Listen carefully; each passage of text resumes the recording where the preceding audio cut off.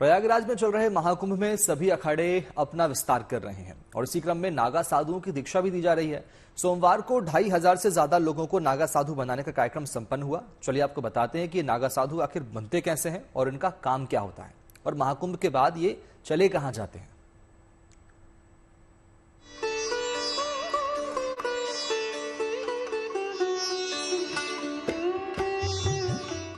हिंदुस्तान में नागा सन्यासी की परंपरा काफी प्राचीन है। कुंभ और महाकुंभ के दौरान ही साधुओं को नागा परंपरा की दीक्षा दी जाती है। सालों से चली आ रही इसी परंपरा के तहत प्रयागराज के महाकुंभ में अखाड़े अपना विस्तार कर रहे हैं।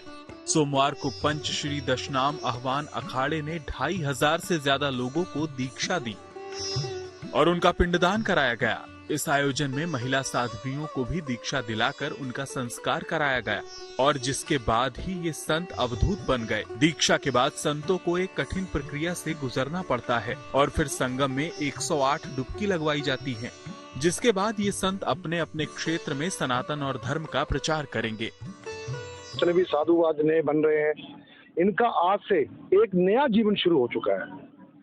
जो इसका नया जीवन शुरू हो चुका है आज से ये समाज के लिए समझो जिसका कहते हैं संस्कार हो गया।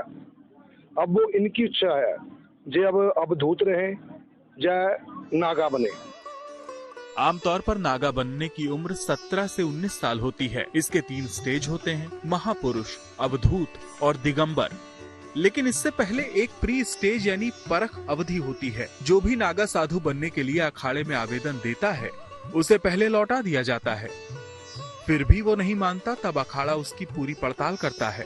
अखाड़े वाले उम्मीदवार के घर जाते हैं, घर वालों को बताते हैं कि आपका बेटा नागा बनना चाहता है। घर वाले मान जाते हैं तो उम्मीदवार का क्रिमिनल रिकॉर्ड देखा जाता है।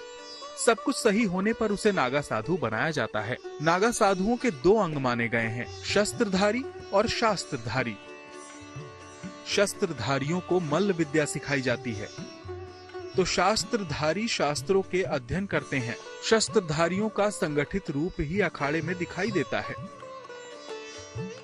नागा साधुओं में श्रृंगार की भी परंपरा है। इसमें भभूत या भस्म का बड़ा स्थान है। लंगोट, रुद्राक्ष, चंदन, रोली और हल्दी के टीके का बड़ा महत्व है। पैर और हाथ में कड़ा, धातुओं की बनी अंगूठी, कुंडल भी पहनते हैं नागा साधु। इसके अलावा गेंदे के फूलों से भी ये अपना श्रृंगार करते हैं। नागा साधुओं के शौर्य से मध्यकालीन इतिहास भरा हुआ है। धर्म के लिए शासकों के खिलाफ इन्होंने कई लड़ाइयां लड़ी हैं। कई राजा इन्हें लड़ाइयां लड़ने के लिए बुलाया करते थे। भाला और त्रिशूल इनका मुख्य हथियार होता है। प्रयागराज से पंकज श्रीवास्तव के साथ bureau report, good news today.